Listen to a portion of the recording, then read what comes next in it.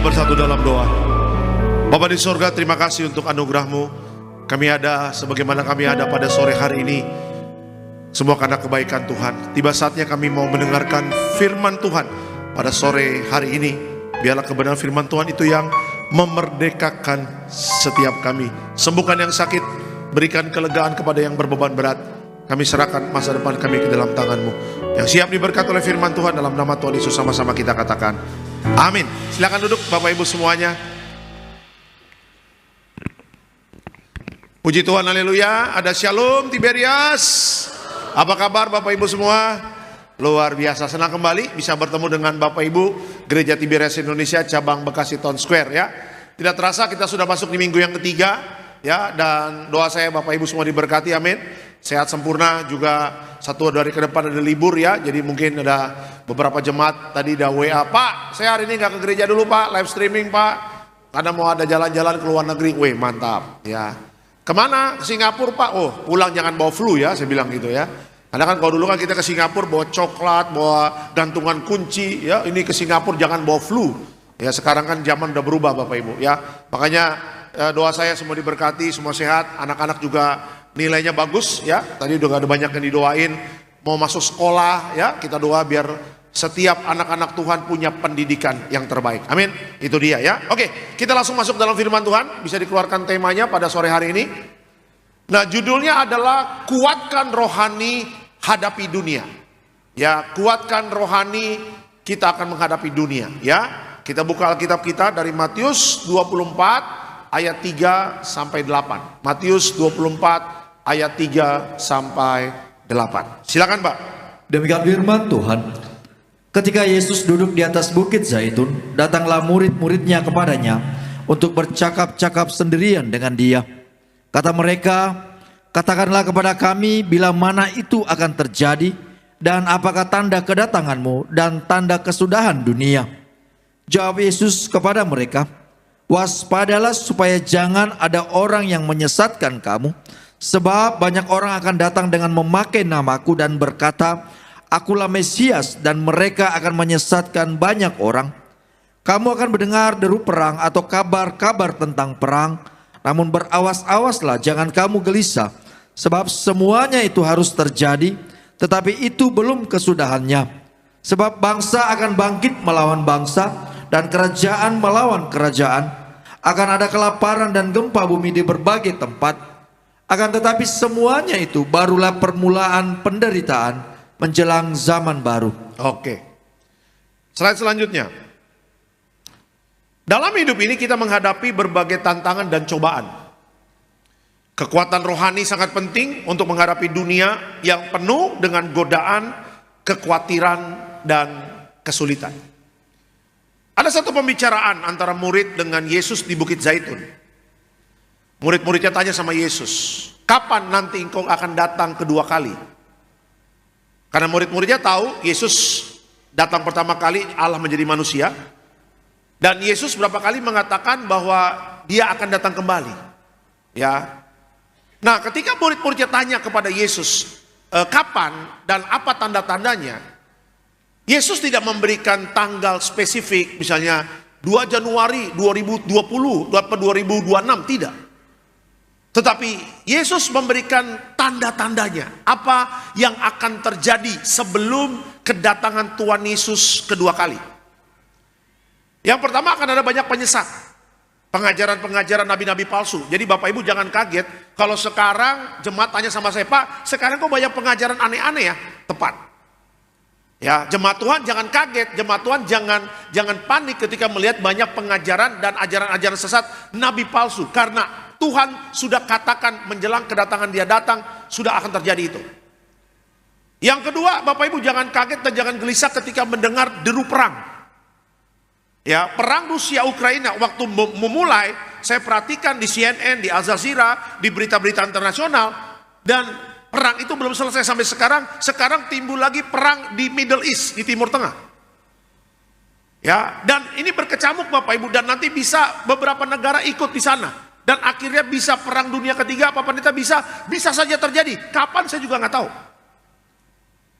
Ya, jadi kalau berbicara tentang deru perang, Alkitab sudah kasih tahu, Tuhan sudah kasih tahu, menjelang kedatanganku kedua kali, jangan kaget mendengar kabar deru perang. Ya. Dan yang ketiga apa? Jangan kaget ketika mendengar tentang bencana alam, gempa bumi, dan apa yang terjadi sekarang tentang masa-masa sukar. Kemarin Gubernur Bank Indonesia keluar dari kepresidenan, di interview, ditanya sama wartawan, kok dolar mau hampir tembus 17.000 bagaimana? Ya, gubernur mengatakan, wah fundamental kita kekuatan ekonomi sangat kuat sekali, tetapi dengan muka yang sangat tegang ketika menjawab itu. Oh, baru digoreng tuh, dianalisa pengamat ekonomi dan segala dan sebagainya, bagaimana Indonesia ke depan dan sebagainya. Nah, saya ingin katakan Bapak Ibu, bukan hanya di Indonesia, tetapi seluruh dunia kita akan menghadapi masa-masa sukar ini. Makanya pertanyaannya adalah sebagai anak Tuhan, bagaimana persiapan kita? Kan yang kita hadapi adalah dunia, yang kita dengar adalah tanda-tanda yang Tuhan sudah kasih tahu. Kalau kita mendengar deru perang, kita mendengar bencana alam, kita mendengar adanya masa sukar, ya bukan takut yang kita pelihara, tetapi itu sebagai warning bagi Bapak Ibu dan saya untuk berjaga-jaga. Ya, karena apa? Karena mempelai, karena Yesus, karena Bapa di sorga akan datang menjemput Bapak Ibu dan saya. Nah, pertanyaannya adalah apakah jemaat Tiberias Bekasi Town Square maupun yang nonton di live streaming ini sudah prepare nggak? Sudah siap nggak?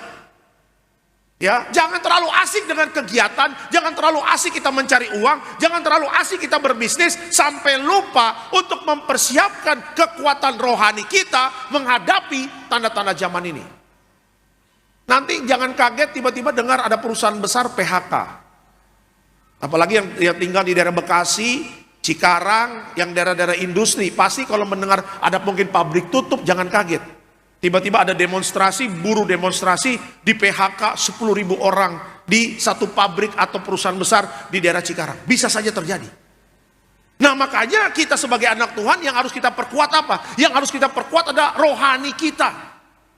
Kenapa? Karena dengan rohani yang kuat, dengan mendekati, dengan hidup dalam dekat dengan Tuhan, Bapak Ibu dan saya akan mampu melewati ya tantangan di dalam dunia ini, dan sekaligus juga mempersiapkan diri kita untuk menjadi mempelai dimateraikan jadi warga sorga. Kan kita kan nggak selamanya tinggal di dalam dunia ini, Bapak Ibu. Musa di Mazmur 90 mengatakan hidup manusia 70 tahun. Ya. Setelah 70 tahun, orang bisa saja dipanggil Tuhan. Sekarang nggak 70 tahun, 30 tahun juga banyak yang udah lewat. Ya kan? Jemaat tanya sama saya, Pak Pendeta, 2000 tahun yang lalu Yohanes Pembaptis berteriak-teriak di padang gurun, bertobatlah sebab kerajaan Allah sudah dekat. Sampai sekarang Tuhan Yesus belum datang. Iya, memang Tuhan belum datang. Tetapi pertanyaannya, kita nggak selamanya hidup di dalam dunia ini. Makanya bersiap-siaplah untuk jadi warga sorga. Kalau tidak persiapan, repot Bapak Ibu. Yang ada kita akan sama dengan orang dunia. Padahal gereja Tiberias mempunyai visi misi apa? Mempersiapkan jemaat yang kudus, misionaris, dan siap ke sorga. Persiapan dengan baik, perkuat rohani kita. Ya, jangan ikut orang dunia yang masa bodoh, tidak mempersiapkan hidupnya dengan baik. Tapi kita anak Tuhan, persiapkan hidup dengan baik. Perkuat rohani kita. Karena kapan Yesus datang kedua kali untuk menjemput Bapak Ibu dan saya, Tuhan melihat kita siap. Dan hanya orang-orang yang siaplah yang akan dibawa Tuhan masuk dalam kerajaan sorga. Amin. Kasih tepuk tangan yang meriah untuk Tuhan Yesus. Itu dia. Oke, kita masuk dalam slide selanjutnya. Nah, belajar dari Alkitab, bagaimana kita dapat menguatkan rohani kita untuk menghadapi tantangan hidup. Ya, bagaimana kita dapat menguatkan rohani kita untuk menghadapi tantangan hidup, menghadapi akhir zaman. Ya, menghadapi masa-masa sukar ini. Yang pertama, ya, yang harus kita kuatkan adalah buang dosa, hidup kudus. Ini yang harus kita persiapkan dengan baik. Buang dosa, hidup kudus. Kita lihat Alkitab kita, 1 Petrus 1 ayatnya yang ke-16. Silakan Pak. Demikian firman Tuhan. Sebab ada tertulis, kuduslah kamu sebab aku kudus. Sebab ada tertulis, kuduslah kamu sebab aku kudus. Oke, keterangannya apa? Hidup dalam kekudusan berarti meneladani Kristus dalam segala hal. Dengan menghindari dosa, kita membuka diri untuk menerima kekuatan dan bimbingan dari Roh Kudus. Tadi saya katakan Bapak Ibu, Yesus datang seperti mempelai. Ya, mempelai itu berbicara 5 gadis bijaksana dan 5 gadis bodoh, mempelai. Tetapi Alkitab juga mengatakan, kedatangan Tuhan yang kedua kali itu seperti pencuri bagi orang yang tidak mempersiapkan dirinya dengan baik. Saya percaya Bapak Ibu kalau sebelum tidur malam pasti ngecek pintu, ngecek segala sesuatu sebelum tidur. Kenapa? Karena berjaga-jaga, kalau tidak cek pintu, maling bisa masuk. Saya tiap malam adalah orang yang terakhir yang tidur di rumah saya. Kenapa? Saya selalu cek pintu, saya selalu cek jendela, saya selalu cek mobil atau motor sudah terkunci dengan baik gak? Kenapa? Walaupun di kompleks security 24 jam kuat Bapak Ibu, tetapi tidak menjamin. Kenapa? Karena saya punya pengalaman, tetangga baru beli sepeda, 2 jam kemudian hilang. Baru beli sepeda, baru dikeluar dari kotaknya, disetting, ya kan, dirakit, udah enak, udah keliling komplek 2 kali, maghrib itu sepeda hilang. Padahal security 24 jam non-stop standby, mata melotot melihat siapa yang keluar masuk, ya kan? Nah, dengan kehilangan itu berarti apa? Ada kelengahan, tidak berjaga-jaga. Nah, pertanyaannya adalah bagaimana orang Kristen mempersiapkan diri dengan baik ketika Mesias itu datang yang kedua kali? Apakah kita sebagai mempelai atau memang Tuhan Yesus datang sebagai pencuri? Kalau kita jaga hidup benar, kita jaga kekudusan, berarti apa? Bapak Ibu dan saya mempersiapkan diri sebagai mempelai. Coba kita yang nikah-nikah, kan nggak langsung kita ketemu orang di parkiran, kita nikah yuk, langsung nikah, kan nggak mungkin Bapak Ibu. Ada orang pacaran 1 tahun, setelah 1 tahun pacaran, nikah yuk, oke. Apa yang mereka harus lakukan? Ketemu orang tua, ada persiapan. Yang cowoknya bawa ke orang cowoknya bawa ceweknya ke orang tua cowoknya, ngobrol, orang tua cowok setuju, yang cewek bawa cowoknya ke orang tuanya, orang tua cewek setuju. Mulai. Ketika setuju, mulai keluarga ketemu, orang tua cowok dengan orang tua cewek ketemu di restoran Chinese food. Wah. Ya. Makan kepiting, lobster. Pulang bukan ngurusin pernikahan, darah tinggi, masuk IGD Bapak Ibu, ya kan? IGD. Ya kan, mulai dari obrolan orang tua, mulai akhirnya tanya-tanya. Di gereja bisa enggak? Apa mau menikahnya di mana? Di gereja atau di restoran atau di hotel? Mulai ngurus gereja, mulai nanti cari hotel buat resepsi, kalau yang Batak adat istiadat, mulai ngurus RT RW, catatan sipil dan sebagainya. Ada persiapan. Ya, jadi kalau Bapak Ibu dan saya ketika ingin dijemput oleh Tuhan menjadi mempelai, yang harus kita lakukan adalah apa? Buang dosa kita dan hiduplah di dalam kekudusan. Ya, orang dunia Bapak Ibu tidak fokus kepada kekudusan. Orang dunia hidupnya tercemar. Ya, anak Tuhan seharusnya berjuang, kita tinggalkan dosa, bertobat benar-benar. Karena kedatangan Tuhan Yesus kedua kali sudah semakin dekat.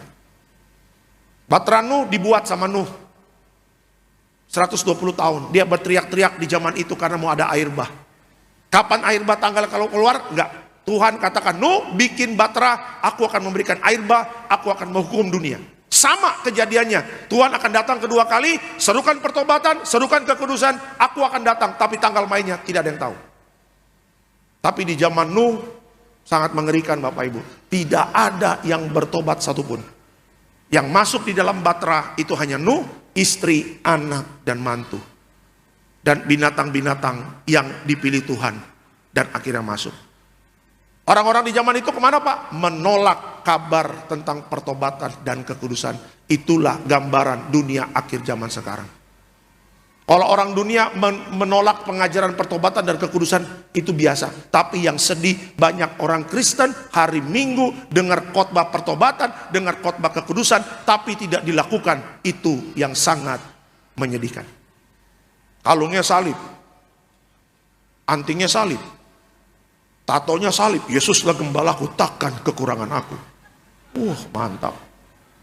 Kalau di Bali, celana pendek, depan salib, belakang salib. Tato salib, kiri kanan Petrus, Yohanes, Pembaptis. Mantap. Tapi kelakuan malaikat juga geleng-geleng kepala. Tuhan, ngeri amat ini kelakuan. Bagi Tuhan bukan tato salib, bagi Tuhan bukan kalungnya, tapi bagi Tuhan bagaimana engkau menjalani hidup berkenan atau tidak. Mari kita jaga pertobatan kita, kita jaga kekudusan kita. Mumpung masih hidup, bertobat. Ya, mumpung masih hidup, jaga kekudusan. Karena ketika roh sudah keluar dari tubuh ini, tidak bisa.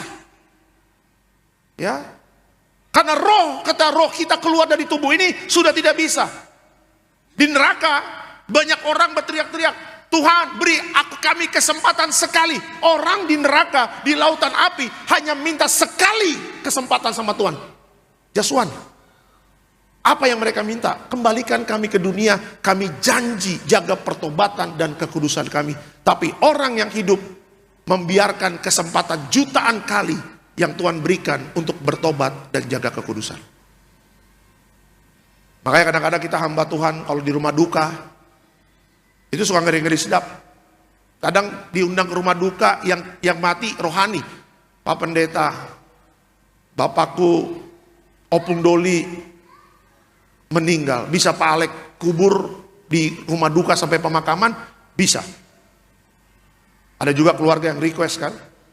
Sampai ke rumah duka nangis semua. Opung Boru tetap kuat ya, waduh. Gimana Opung Doli masih hidup? Wah, Opung Dolimu pendeta hidup baik. Dia tiap hari baca Alkitab, doanya kuat. Bahkan sebelum mati, dia minta perjamuan kudus. Dia nyanyi bersama malaikat di sorga. Oh, kami yakin bersama keluarga, itu malaikat jemput Opung Dolimu ini Pak Pendeta. Menurut Pak Pendeta, Opung Dolimu di mana? Wah, kalau udah jemput malaikat, minimal Firdaus Opung. Masih ruang tunggu kan Firdaus. Belum pembagian mahkota. Masih ruang tunggu, minimal AC lah 2 PK Bapak Ibu ya kan.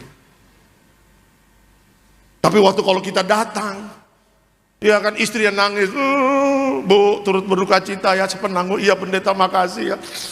Aduh, Bu gimana suami, aduh suami Palek, ya matinya aja di tempat dugem, sampingnya botol bir. Iya kan, kuntilanak kiri kanan, dia lagi minum banyak, tiba-tiba jantung stop. Menurut Pak Alek dia matinya ke surga atau ke neraka? Waduh Bu, surga dan neraka itu hubungannya Tuhan. Pendeta tidak bisa menjamin. Padahal kita udah tahu dalam hati kita ya kan. Bu, Tuhan berkati ya, saya pulang dulu. Sampai di parkiran baru kita teriak, neraka Bu, ya kan. Ya. Ada banyak orang yang memulai hidupnya dengan roh, akhirnya mengakhiri dengan daging. Waktu SMP pelayanan, waktu SMA pelayanan, waktu kuliah ketua komsel di kampusnya, waktu kerja pimpin pujian di gereja, tapi dengan pergaulan yang salah, akhirnya matinya nggak di dalam Tuhan. Kasihan. Tapi ada orang yang memulai dengan daging dan akhirnya mengakhiri dengan roh. Siapa? Saulus menjadi Paulus.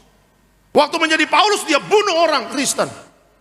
Tapi akhirnya dia bertobat, terima Yesus sebagai Tuhan dan Juru Selamat, dan melayani dan akhirnya mati di dalam Tuhan, mengakhiri hidupnya dengan roh.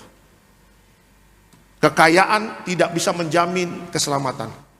Investasi tidak bisa menjamin keselamatan.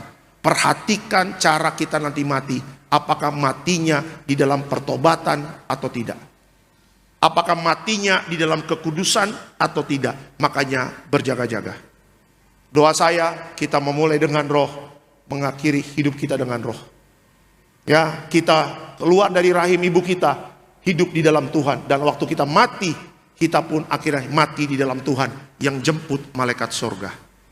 Yang repot, hidup di dalam roh, waktu mati yang jemput malaikat maut. Kita tolak dalam nama Tuhan Yesus. Jemaat Tiberias sudah mendapatkan janji masuk dalam ruang Maha Kudus di kerajaan surga. Karena yang ada minyak dan anggur tidak dirusakkan. Mari kita jaga pertobatan kita. Kita jaga kekudusan kita.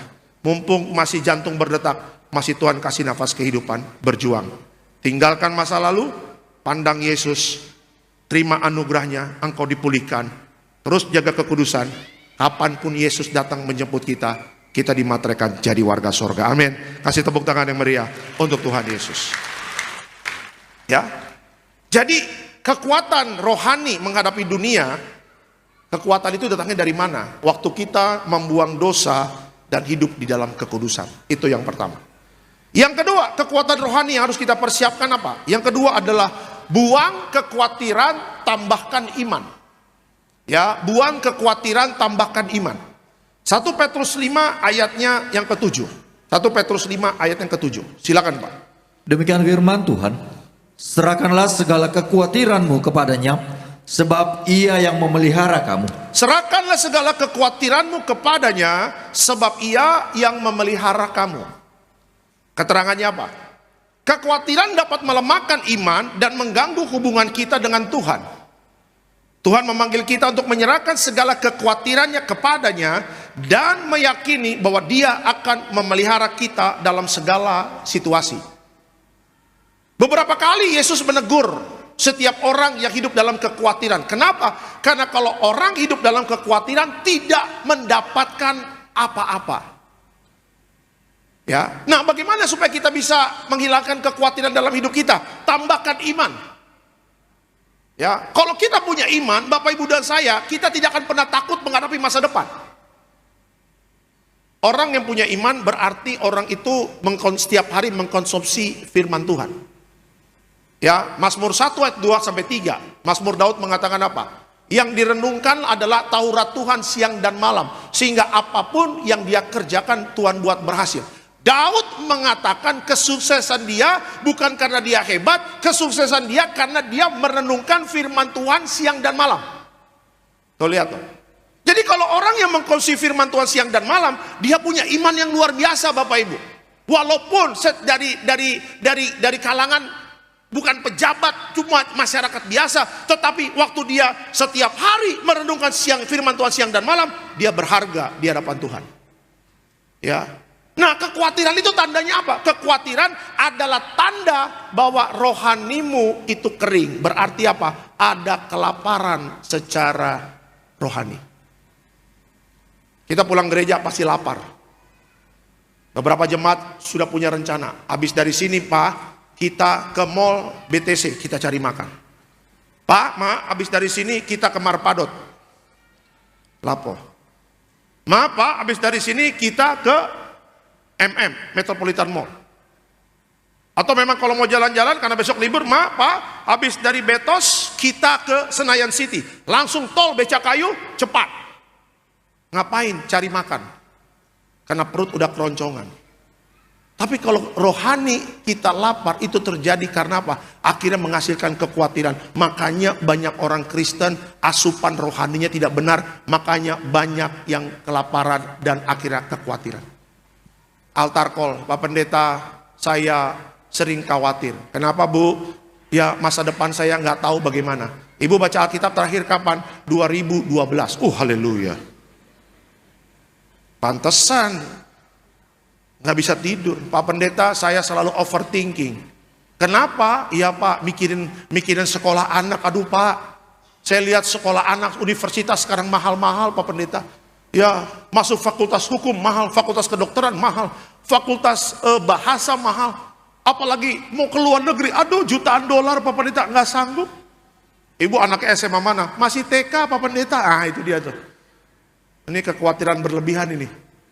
Ya, kesusahan sehari cukup sehari Bapak Ibu. Tetapi yang saya ingatkan apa? Bahwa Tuhan memelihara hidup Bapak Ibu dan saya. Ya, tidak pernah ditinggalkan orang yang berharap kepada Dia. Seorang bapak tidak pernah dia akan meninggalkan anaknya. Seorang anak ketika dia melihat bapaknya, dia senang. Kenapa? Karena dia tahu bapaknya tidak akan pernah meninggalkan dan memelihara hidup dia. Saya kalau jemput anak saya pulang sekolah Bapak Ibu, anak saya selalu request, "Papi, ayo kita ke Alfamart." Anak saya tuh senang banget ke Alfamart. Jangan-jangan tadi dia jadi petugas Alfamart lagi Bapak Ibu ya kan. Di kota wisata itu ada mall namanya Livingwood. Kadang-kadang kita ke mall. Tapi kalau ke mall tiap hari kan lumayan juga Bapak Ibu kosnya. Asal ke Toys Kingdom, waduh Tuhan Yesus, Toys Kingdom terus. Kehidupan masih terus berjalan ini, masa kita makan mainan, ya kan? Udah. Waktu ke Alfamart, dia bilang, "Papi punya uang?" "Ada." Kita keluarkan duit segepok. Dia senang, "Wih papi kaya ya?" "Kaya." Padahal seribuan segepok, Bapak Ibu, seribuan ya kan? Bukan 100.000, seribuan. Saya susun rapi aja. Bekas-bekas kembalian seribu buat kasih cepet-cepet kan kalau ada di jalan gitu. Dia senang, dia masuk tanpa ada keraguan di dalam hatinya. Dia ambil Yupi, dia ambil Sugus, dia ambil Hot Wheels, dia ambil es krim, sampai dia bawa keranjangnya yang keranjang merah itu buat dia belanja, dia masukin belanja. Dia ambil banyak, dia tidak khawatir karena tidak ada yang bisa bayar, karena dia tahu bapaknya bisa bayar. Padahal kalau dia nggak sadar itu cuma 1000-an Bapak Ibu, ya kan? Segepok 1000-an. Tapi dia tidak peduli mau 1000-an ke, mau 5.000-an ke, yang dia tahu bapaknya bisa bayar. Bapak Ibu harus punya mental seperti anak kecil. Yang kita tahu masalah boleh ada, tapi yang kita tahu Bapak kita bisa menyelesaikan setiap masalah. Ya, hutang boleh besar, kesulitan ekonomi boleh banyak, tantangan ke depan boleh berat, tapi yang kita tahu Bapak kita di sorga kaya, bisa menebus setiap hutang kita, memulihkan ekonomi kita, bahkan memberkati setiap apa yang kita kerjakan. Taruh itu di pikiran dan hati kita. Ya, anak kecil mana ada pernah mikirin bayar token listrik Bapak Ibu. Anak kecil gak pernah mikirin, aduh dolar 17.000 bagaimana ya, gak pernah. Anak kecil yang lari-lari seperti ini di gereja, yang dia tahu bapak mamanya bisa menghidupi dia. Makanya Tuhan sangat senang sama anak kecil, bukan begitu Bapak Ibu? Waktu anak kecil datang, murid-murid Yesus mengatakan, pergi. Tapi Tuhan mengatakan apa? Jangan kau usir anak-anak kecil ini. Kenapa guru? Karena mereka lah yang ampunya kerajaan sorga. Tuh lihat. Kenapa Tuhan katakan begitu? Karena anak kecil gak banyak tanya. Anak kecil satu karakter yang Tuhan suka dari anak kecil. Percaya kepada orang tuanya. Hanya itu. Coba lihat kalau anak kecil lagi disuapin mamanya. Ada yang makan ya naik sepeda dia. Muter ke lapangan sekali. Isi bensin. Kalau dulu kan saya isi bensin. Buka makan. Bener kan? Terus muter lagi. Keceruk. Karena kalau pakai sendok kan nggak enak ya. Kalau saya dulu sering disuapin sama mami saya pakai tangan. Tapi anak kecil nggak pernah tanya. Saya nggak pernah tanya mami saya, "Mi, udah cuci tangan atau belum?" Bisa aja mami saya habis ngupil Bapak Ibu ya kan. Tapi seorang anak tidak pernah tanya sama mamanya, lagi disuapin sama mamanya, "Ma, sudahkah kau cuci tangan?" Tidak pernah. Yang penting mulut terbuka, asupan nasi masuk, pakai jempol, pakai tangan. Nah gitu. Kenapa? Karena anak kecil tahu mamanya gak pernah bikin jahat sama dia. Tuhan tidak pernah bikin jahat sama Bapak Ibu dan saya. Dialah Bapa yang memelihara kita. Jangan khawatir, hidupmu dijamin oleh Tuhan. Amin. Kasih tepuk tangan yang meriah untuk Tuhan Yesus. Ya, makanya Alkitab tadi mengatakan apa? Serahkanlah segala kekhawatiranmu kepadanya, sebab Ia yang memelihara kamu. Sampai kapanpun seorang anak bertumbuh dewasa, sampai dia sudah menikah, sampai dia punya anak, orang tua akan terus mendoakan dan memberikan yang terbaik buat anaknya. Ya, orang tua akan selalu memelihara anaknya, apalagi Bapak kita di sorga. Jangan takut, goncangan ekonomi, keadaan dunia makin suram. Tapi satu yang harus kita jaga, taruh di pikiran dan hati kita, aku punya Bapa yang memelihara hidupku. Itu yang kedua. Dan yang ketiga terakhir, kenapa kita harus memperkuat rohani? Yang ketiga adalah, ya stop mengeluh dan miliki hati yang bersyukur. Ya, kekuatan rohani yang harus kita persiapkan adalah stop mengeluh, miliki hati yang bersyukur. 1 Tesalonika 5 ayatnya yang ke-18. Silakan Pak. Demikian firman Tuhan. Mengucap syukurlah dalam segala hal, sebab itulah yang dikehendaki Allah di dalam Kristus Yesus bagi kamu. Oke, keterangannya. Dalam surat ini Paulus berkata mengucap syukurlah dalam segala hal. Alasannya apa? Karena dengan bersyukur kita terus mengingat kuasa dan kerja Tuhan, bahkan dalam keadaan yang tidak baik. Kalau keadaan baik, mengucap syukur sangat mudah. Wah, puji Tuhan Pak Pendeta, tanggal 25 udah gajian. Dapat WA dari HRD, ting, gaji udah masuk. Biasa kalau udah gaji itu mall full, belanja bulanan. Ya kan? Belanja. Biasanya kalau minggu pertama makan mewah semuanya. Yuk minggu pertama, udah gajian mah, Papa udah gajian, sudah Sushi Tei, mall Kelapa Gading. Orang Batak makan sushi, mulut nggak nyambung Bapak Ibu ya kan. Datang, mas, ada andaliman mas? Nggak ada lah. Pak ini bukan lapo Pak, ini sushi Pak, Jepang, Japanese food, Japanese. Ya udah, makan. Yang ada barnya tuh, yang muter kan mejanya kan, ambil piring kan kecil-kecil tuh. Tapi kan piringnya berwarna-warna, ada yang hitam, ada yang merah, ada yang gitu kan. Itu semua harganya ada itu. Ambil, enak ya, murah ya, cuma 2, ambil. Dibikin 2 kan, biar lapar, ambil lagi. Tumpuk piring, sampai plafon Bapak Ibu piringnya ya kan. Itu berapa? 2 juta, nggak ada masalah, baru gajian. Orang kaya, ya kan? Rich man, ya kan, udah. Dari minggu pertama ke minggu kedua, udah mulai ada bayar-bayar tuh. Cicilan rumah, KPR naik lagi kan, 3 tahun flat udah beres. Naik, cicilan motor belum beres, 3 tahun lagi. Cicilan mobil, 1 abad lagi Bapak Ibu belum selesai. Udah mulai tuh, kurang tuh duit. Minggu kedua pulang gereja, betos jam 4. Istri tanya, Pak makan di mana? Minggu kemarin kan sushi teh. Minggu kedua di mana? Duit udah mulai berkurang mah. Solaria. Nah itu dia tuh. Ya tapi Solaria enak loh, jangan macam-macam loh. Kita tadi makan Solaria Bapak Ibu ya kan. Nasi ayam goreng mentega pakai capcay. Cai ya kan. Minggu kedua, mulai ada pengeluaran, naik mobil, Shell 5.000, pulang pergi, Bekasi, Sudirman, Cikupa, Balaraja, Bekasi, bensin 1 juta 1 minggu. Tiba-tiba rumah bocor, plafon bocor, ada meteor datang Bapak Ibu ya kan. Mulai panggil tukang renovasi, keluar 3 juta, pengeluaran banyak. Minggu ketiga dari betos, istri tanya, Pak, minggu kedua Solaria, minggu ketiga kita makan di mana? Warteg Bahari Pak. Keuangan sudah mulai tipis. Warteg Bahari. Dan itulah warteg di mana touchscreen terjadi. Benar Bapak Ibu. Itu kan kaca kan, mau makan apa Pak? Ya kan, sambal kentang balado, pencet kacanya. Nah, ya kan. Touchscreen kan, touchscreen hebat loh. Yang kedua apa? Tempe, pencet kacanya ya kan. Yang kedua dadar, pencet kacanya, touchscreen.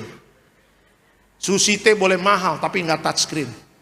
Warteg Bahari sesuai dompet tapi touchscreen Bapak Ibu ya kan. Udah. Minggu keempat, udah mulai. Ya kan, tiba-tiba mobil mogok, air radiator bocor. Masuk auto 2000, keluar 3 juta. Haleluya. Minggu keempat, habis ibadah betos, istri mengatakan, Pak makan apa? Udah mah, tukang sayur di komplek masih ada. Beli 50.000, bikin sayur asam. Dibikin sayur asam. Seminggu itu kuah dipanasin terus Bapak Ibu. Melinjong ngambang.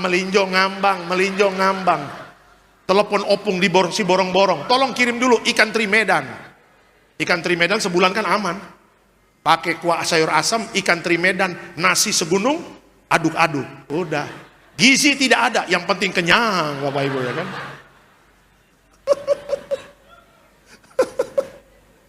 Ya.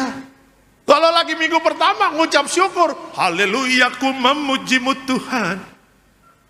Udah minggu keempat, janjimu seperti fajar pagi hari. Ya, yang Tuhan mau adalah apa? Dalam segala hal mengucap syukur. Ini baru Kristen ya, bukan kaleng-kaleng Bapak Ibu. Ketika lagi diangkat naik mengucap syukur. Tapi ketika ada goncangan di perusahaan, bisa nggak mengucap syukur? Kita mengucap syukur karena kita tahu Tuhan punya kuasa untuk menolong kita. Tapi di saat situasi lagi sulit, keadaan tidak baik, kenapa kita mengucap syukur? Karena kita sadar Tuhan bisa merubah yang tidak baik menjadi baik dalam hidup kita. Makanya banyak mengucap syukur. Saya berapa kali ngantar anak saya Bapak Ibu sekolah, saya selalu jalan pagi. Itu saya pakai mobil tuh di dekat Tiberias Boston di kota wisata. Nah itu perjalanan sampai ke depan hampir Eka Hospital di kota wisata itu hampir 20 sampai 25 menit jalan kaki. Jadi pergi 25 menit, pulang 25 menit. Apa yang saya lakukan? Saya terapi mengucap syukur Bapak Ibu. Saya jalan sambil pakai lagu rohani.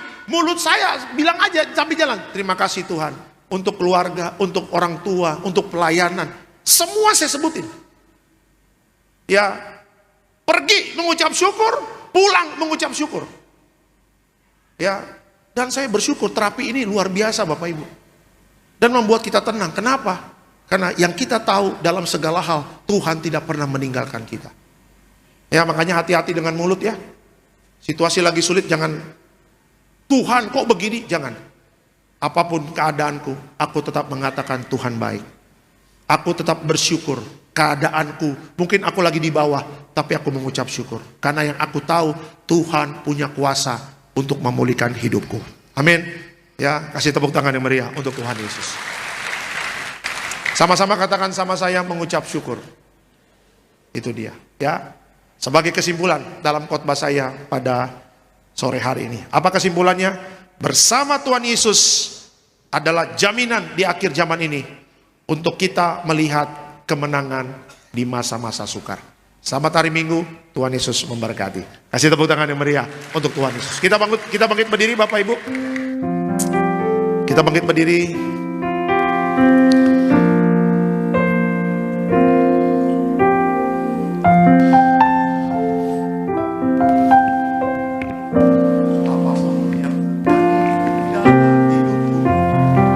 Terima kasih Tuhan Yesus.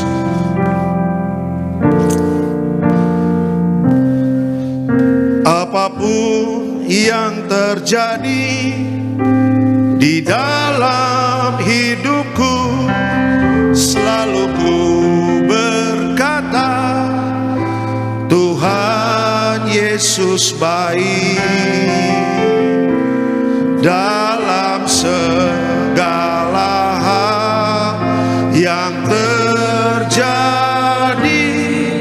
tetap ku berkata, Tuhan Yesus baik. Apapun yang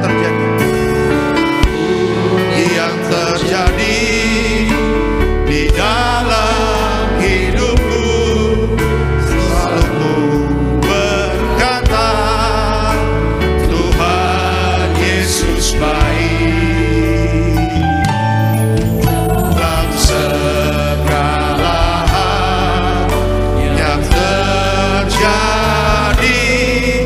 tetap ku berkata, Tuhan Yesus baik. Ku sembahkan, ku sembahkan, ku sembahkan. Tak dapat ku membalas kasih-Mu. Ku sembahkan, ku sembahkan Bapa. Ku rindu selalu menyembahkan. Ku sembahkan Tuhan, ku sembahkan, ku sembahkan. Tak dapat ku membalas kasih-Mu. Ku sembahkan, ku sembahkan Bapa. Ku rindu selalu menyenangkan. Sama-sama kita katakan, apapun yang terjadi dalam hidupku ini, apapun yang terjadi di dalam hidupku, selalu ku berkata, Tuhan Yesus baik. Dalam segala hal yang terjadi, tetap ku berkata, Tuhan Yesus baik. Katakan, ku sembahkan.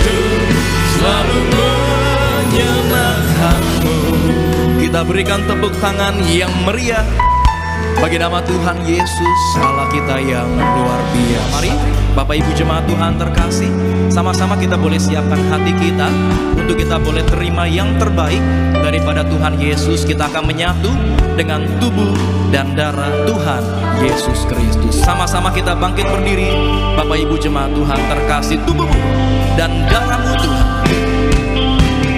Tubuhmu dan darahmu tercurah bagi kami, menyucikan, menyembuhkan, sempurnakan hidup kami. Tubuhmu Yesus menyembuhkanku, darahmu Yesus menyucikanku, ku jadi baru karena kasih-Mu.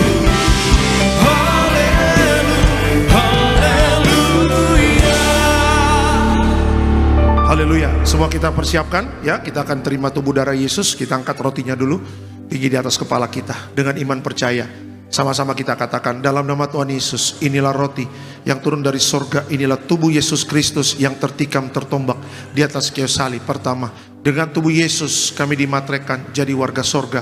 Dengan tubuh Yesus dibangkitkan pada hari kiamat. Dengan tubuh Yesus menolak terkapar di meja operasi, menolak terkapar di rumah sakit, menolak terkapar di ruang ICU. Kami juga menolak penyakit sampar di mana kami melangkah dijaga malaikat sorga. Dalam nama Tuhan Yesus, inilah roti yang turun dari sorga, inilah tubuh Tuhan Yesus Kristus.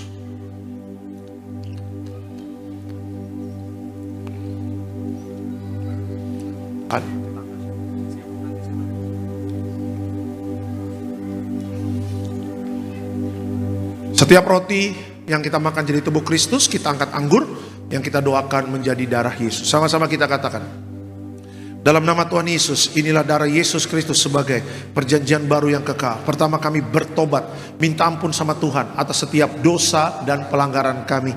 Dengan kuasa darah Yesus menghancurkan setan dan perbuatannya, hidup kami kudus. Kami tolak perzinahan, percabulan. Kami tolak poligami, poliandri. Kami tolak perceraian. Kami tolak orang ketiga dalam rumah tangga kami. Karena kalau ada orang ketiga, tidak bisa jadi warga sorga. Kami percaya dengan kuasa darah Yesus kami dimateraikan jadi warga sorga. Kami percaya dengan kuasa darah Yesus setiap penyakit kami hari ini sembuh. Kami tolak sakit jantung, kami tolak sakit paru-paru, kami tolak sakit ginjal, kami tolak sakit diabetes, hepatitis, kami tolak darah tinggi, darah rendah, kami tolak stroke, kami tolak kanker, tumor, kista, miom, kami tolak mandul, kami tolak keguguran. Kami percaya dengan kuasa darah Yesus hari ini aku sehat, aku sembuh, mujizat terjadi. Jangan diminum dulu Bapak Ibu, berdoa sama Tuhan. Berdoa supaya kita punya kekuatan untuk jaga hidup kudus yang benar. Jangan khawatir di akhir zaman, tambahkan iman.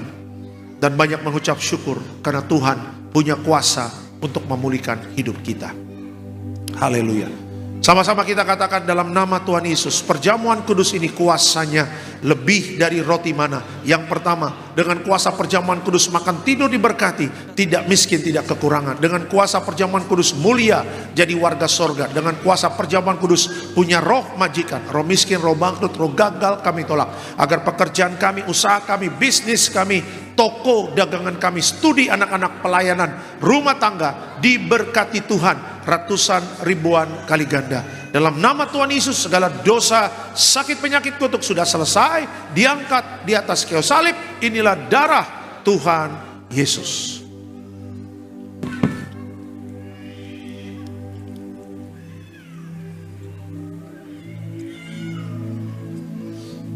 Hamba juga pernah buat minyak urapan.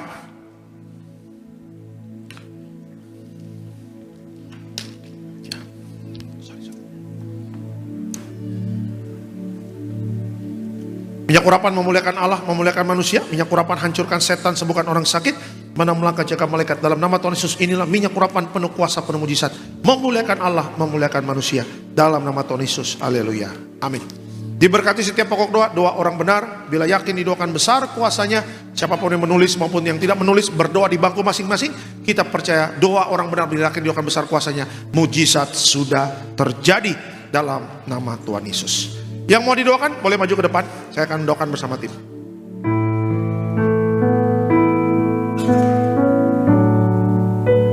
Minyak kudus-Mu mengurapiku, penuhiku dengan kemuliaan-Mu, tubuh darah-Mu sempurnakanku, ku dijadikan baru serupa gambaran-Mu.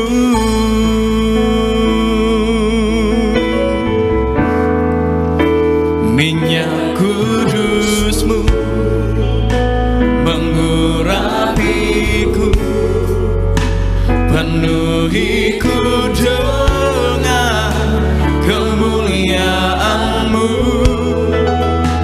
tubuh darah-Mu sempurnakanku, ku dijadikan baru serupa gambaran-Mu.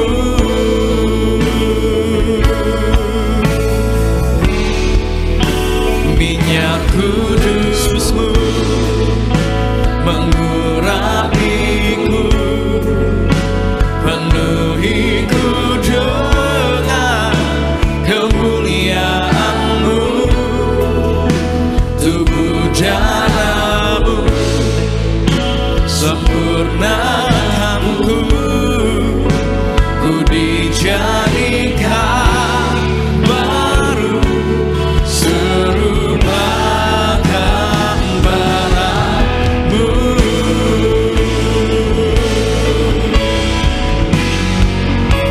Minyak kudus-Mu mengurapiku, penuhiku dengan kemuliaan-Mu, tubuh darah-Mu sempurnakanku, ku dijadikan baru serupa gambaran-Mu.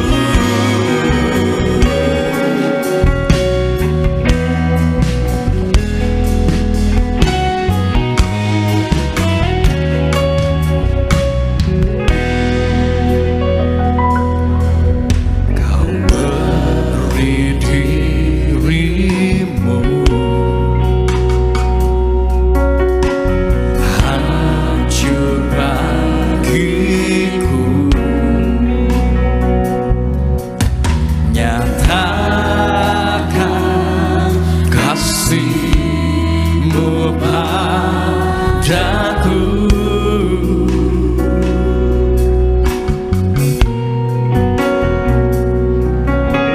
Kau pulihkanku sebagai anak-Mu. Minyak kudus-Mu mengurapiku, penuhiku dengan kemuliaan-Mu,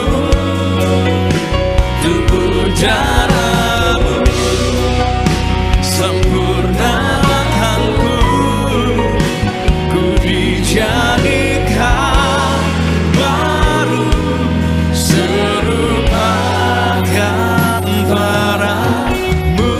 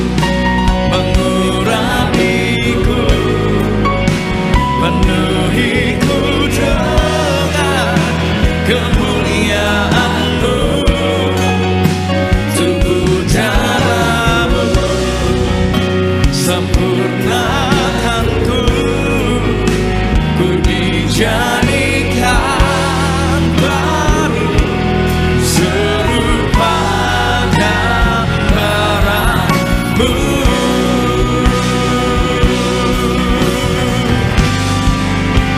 Minyak kudus-Mu mengurapiku, penuhiku dengan kemuliaan-Mu. Tubuh darah-Mu sempurnakanku, ku dijadikan baru serupa gambaran-Mu.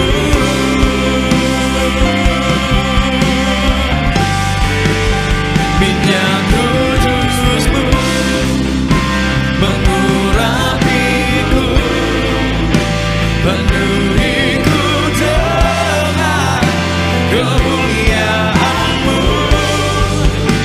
Tubuh darah-Mu sempurnakanku, ku dijadikan baru serupa gambaran-Mu.